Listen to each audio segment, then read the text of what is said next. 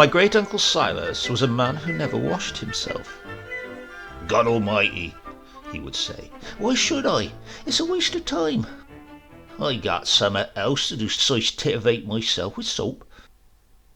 For years his housekeeper washed him instead. Every morning, winter and summer, he sat in the high-backed chair under the window of geraniums, waiting for that inexorable performance. He would sit there in the pretence of being engrossed in the newspaper of the day before, his waistcoat on, but undone over his collarless blue shirt, his red neckerchief dangling on the arm of the chair, his face gloomy and long with the wretchedness of expectation. Sometimes he would lower the corner of the newspaper and squint out in the swift but faint hope that she had forgotten him. She never did. She would come out at last with the bowl of water and the rank cake of yellow soap that he would say she'd been suckled on, and the rough hand flannel that she had made up from some staunch undergarment she had at last discarded.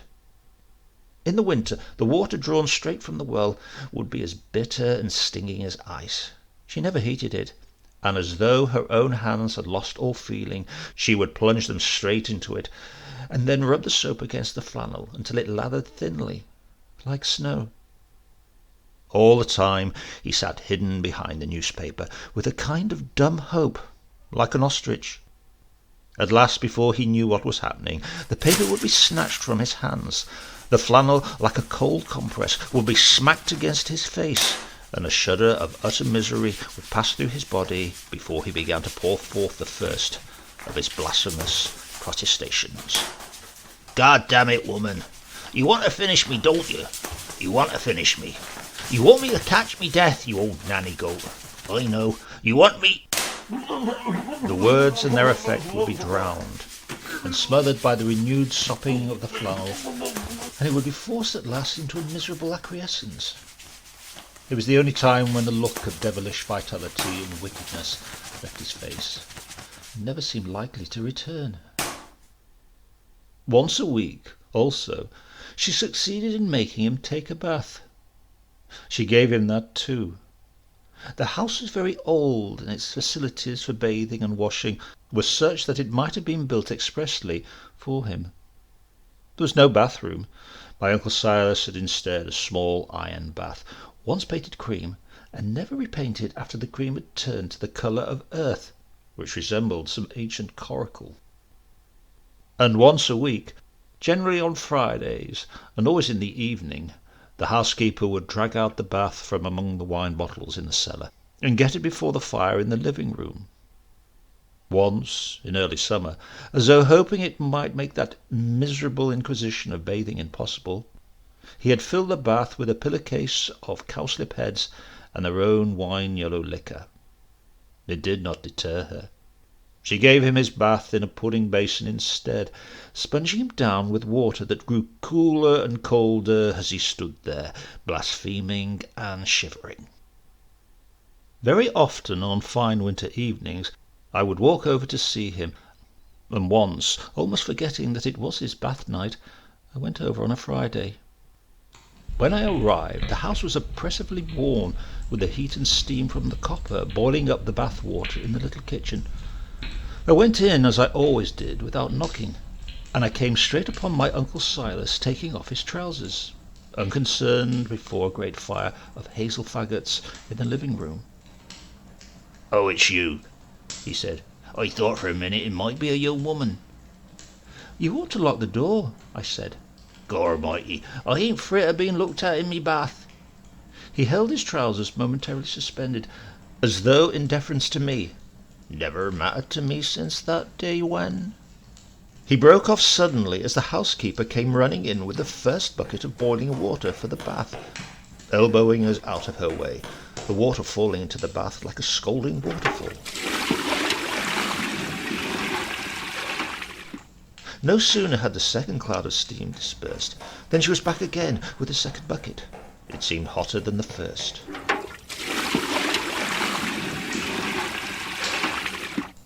"Out of my way," she ordered. "Get us a glass of wine," said Silas, "and don't vapour about so much." "You'll have no wine," she said, "and so you've been in that bath." "Then get us a dozen taters to roast, and look slippy." She was already out of the door with the empty bucket. "Get 'em yourself," she flashed. "I got me trousers off," he shouted. "Then put 'em on again." This relentless exchange of words went on all the time she was bringing the remaining buckets of water in, and he was undoing the tapes of his pants. He shouting for wine and the potatoes, and she never wavering in her tart refusals to get them. Finally, as he began to roll down his pants, and she began to bring in the last buckets of water, he turned to me and said, "Get a light and go down and fetch that bottle of wine and the taters. Bring a bottle of elderberry, a quart."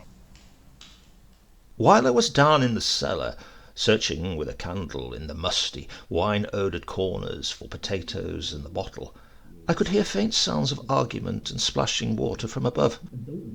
I was perhaps 5 minutes in the cellar, and when I went back up the stone steps, with the wine in one hand and the candle in the other, and the potatoes in my pockets, the sound of voices seemed to have increased.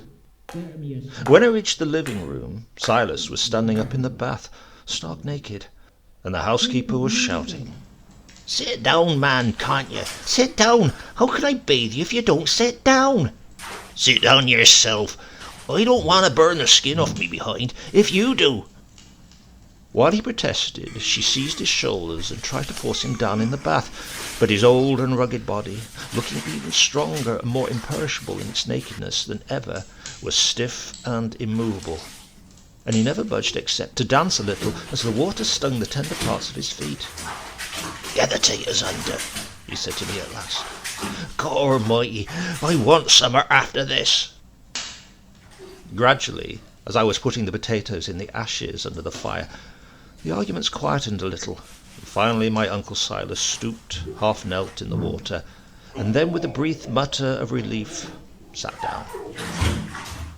Almost in silence, the housekeeper lathered the flannel she had made from her petticoat, and then proceeded to wash his body, scrubbing every inch of it fiercely, taking no notice of his nakedness than if it had been a figure of wood. All the time he sat there a little abjectly, his spirit momentarily subdued, making no effort to wash himself, except perhaps to dabble his hands and dribble a little water over his bony legs. He gave even that up at last, turning to me to say, "I could never see a damn lot of use in water." Finally, when she had washed him all over, she seized the great coarse towel that had been warming on the clothes horse by the fire. "You're coming out now," she said. "I don't know as I am." "Did you hear what I said? You're coming out." "Damn, you were fast enough getting me in. You can wait a minute. I just got settled." Seizing his shoulders, she began to force him to stand up, just as she tried to force him, only a minute or two before, to sit down. And as before, he would not budge. He sat there luxuriously, not caring, some of the old devilish look of perversity back in his face, his hands playing with the water. "He's just doing it on purpose," she said to me at last, "just because you're here. He wants us to sit here and admire him, that's all I know."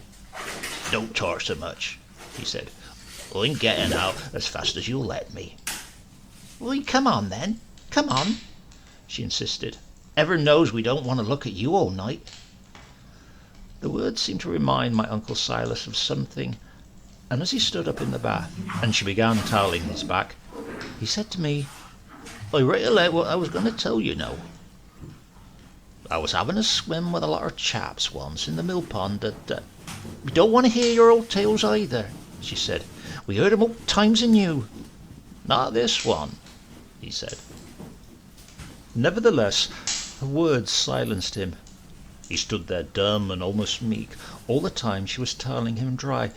It was only when she vanished into the kitchen to fetch a second towel for him to dry his toes that he recollected the story he'd been trying to tell me, and came to life. "I was swimming with these chaps in the Millbrook, and we left our clothes on the bank." "Mind yourselves!" The housekeeper had returned with the towel, and my Uncle Silas, as though he had never even heard of the tale he was so anxious to tell me, and I was so anxious to hear, said solemnly to me, "Next year I'll have peas where I had taters, and taters where I had carrots." "Dry your toes," said the housekeeper. "Dry 'em yourself, and don't twirl so much." At the same moment she thrust the towel in his hand, and then began to scoop the water out of the bath with an enamel basin and put it into a bucket. When the bucket was full, she hastened out of the room with it, her half-laced shoes slopping noisily in her haste. Almost before she had gone through the door, and long before we heard the splash of water in the sink, my Uncle Silas said swiftly, "Tut out," and uncorked the wine bottle while he found the glasses in the little cupboard above the fire. We were standing there drinking the wine, so red and rich and soft, Silas in nothing but his shirt, when the housekeeper returned. She refilled the bucket quickly and hastened out again. No sooner had she gone than he turned to me to continue the story, and standing there, his thick blue striped flannel shirt reaching below his knees, the hairs on his thin, gnarled legs standing out as stiff as the bristles on his own gooseberries, the wine-glass in one hand and the towel in the other. He looked more wicked and devilish and ugly than I ever remembered seeing him. Going on with the story, he reached the point when the men, coming out of the mill stream, had found their clothes gone, when the housekeeper returned. "I think I'll have peas alongside of the wood," he said serenely, while she refilled the bucket, "and perhaps back of the well. You get your toes dried and get dressed," she ordered. "And you mind your own business and get supper, and look slippy." As soon as she had left the room again, he resumed the tale, but no sooner had he begun than she returned. It went on like this, he telling a sentence of the tale, and she returning, and he interspersing some angelic and airy remark about his peas and potatoes, until at last she came in to spread the cloth on the table and lay the supper. She was in the room for so long, laying out the plates and the cutlery, that at last he gave it up, turning to me with an air of satanic innocence, to say, "I'll tell you the name of the tater when I think of it. My memory ain't so good as it was." After that he proceeded meekly to put on his pants, tucking in the voluminous folds of his shirt before tying up the tapes. While the tail of his shirt was still hanging loose, he remembered the potatoes I had put in the hot ashes under the fire, and, seizing the toasting fork, he began to prod their skins. "Damn, they'll be done before I get my trousers on," he said, and standing there with the toasting fork in his hand, his pants tight against his legs, and the tail of his shirt protruding, he looked more than anything else like the devil of tradition, prodding the roasting sinners. The veritable air of devilishness was still about him, when, finding a moment later that the housekeeper had left the room again, he turned swiftly to me to say, "Give us another mouthful of wine. I'll tell you what happened." I had hardly begun to pour the wine into the glass before he began to say, in a devilish, husky voice that was hardly more than a whisper, "Some gals had got the clothes. They stood upon the bridge and dangled our trousers over and threatened to drop 'em in the mill pond. What do you think of that? There we were swimming about with nothing on, and they wouldn't give us the clothes." He went on to tell me how gradually they grew tired and desperate, and at last angry at the three girls dangling over the bridge, while they grew colder and colder in the deep mill pool, and how finally he himself climbed out of the water and ran up to the bridge, stark naked, and frightened the girls into dropping the clothes and retreating. Long before he had finished, I noticed that the housekeeper had returned and was standing in the doorway, unseen by my Uncle Silas, attentively listening. "God Almighty, you should have seen 'em drop the clothes and run when they see me, all except one." "What did she do?" "Run off across the meadows with my clothes under her arms. What do you think of that?" "And what did you do?" "Run after her." He ceased speaking, and taking a slow drink of his wine, he moistened his thick red lips with his tongue, as though the tale were not finished, and he was trying to remember its end. A strange, almost soft expression of reminiscence came over his face, flushed with the bath and the wine, as though he could see clearly the river, the meadow, and he himself running across the summer grass, naked, pursuing the girl, running away with his clothes. "Rumman," he said at last, "I never did find out who she was. Never did find out."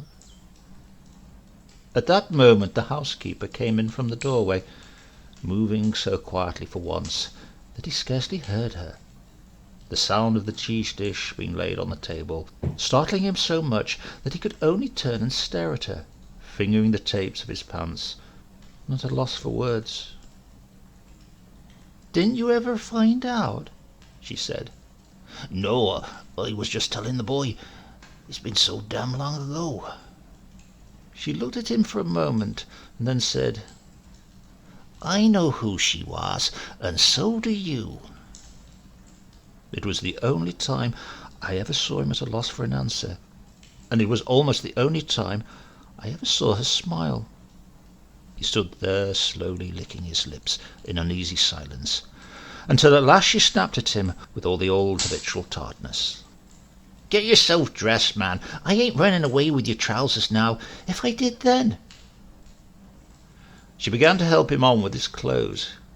He still had nothing to say, but once, as she was fastening the back buttons of his trousers, and he stood with his face turned away from her, he gave me a smiling but inscrutable look, rich with devilry, his eyelids lowered and his lips shining wet with the wine.